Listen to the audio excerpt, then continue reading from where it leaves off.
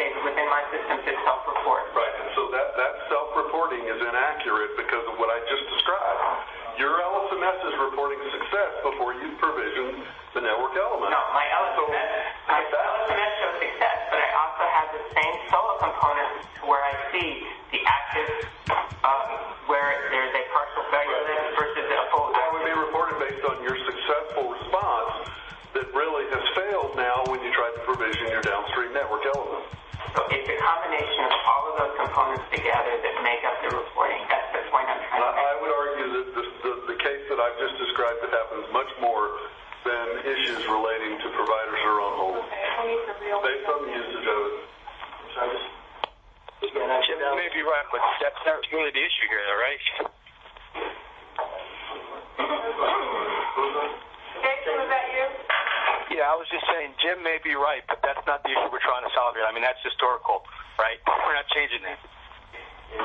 So I agree with your point. So to that, again, not trying to argue or justify what we did, but based on understanding of how the notifications and operations work, as I was sharing, the reason we do hold and mimic it as we do recovery and putting the status, not the roll up until the end of it, was just because all the conversations we had. We were under the understanding that, the fail list should not be updated to fail them. However, you still have to roll up eventually. So when they come out of hold, that's when they would have been rolled up. Again, we didn't know that they would sit on hold for such a long time. But with all that said, back to your point, Lavinia, so if you look at the XML issue about transitioning, I believe today we could transition them successfully. And if you have to go back, 10. So that's not a 4-week issue. If you're going to talk about the CMIP or the way you've expanded this for the whole being too long, I think there's other issues involved in this that's not just us not doing CMIP. Well, can we go back to the XML transition? Because that's kind of where we started, and we haven't really talked about that and nailed down what these. So back to I have a question on, you said that this also is done for SOAs, and I'm thinking for the type of provisioning or SOA activity that we do is all very time-based. And if you have a SOA that is on hold, when we send a create as a new service provider, and it starts their timers based off of that, and we go ahead and the timers expire, and we go ahead and activate the number. So all of this is in your replay, and so when that SOA comes back up, I'm assuming it's going to handle that accordingly, because based off of what Jim is saying, there's no failure, and timers expire, and it behaves normally. So that is correct, and the root issue, though, is the SOA is down. It's not going to get your messages no matter how this is provisioned. So it's not going to respond to your timers. It's not going to respond to your port while that SOA is down.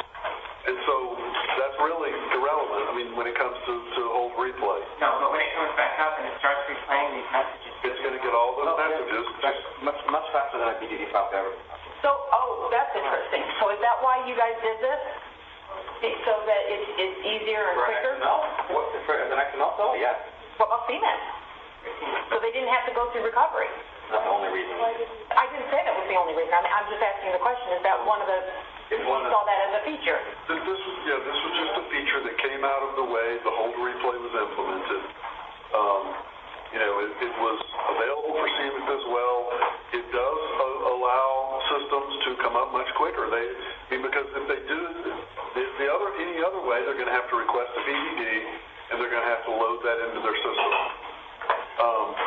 And it's not like, there were descriptions and PowerPoints that were done at this group to talk about this, and there were no issues raised. And so, I understand. The test case was a CMIP SPID will be put on hold, and when it comes out of hold and goes through replay, it will be an XML SPID.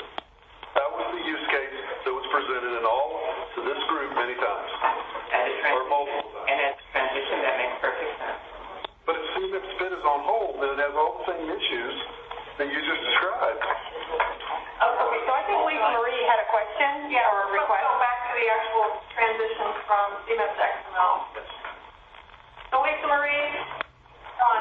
So I'm trying to understand. You put us on hold.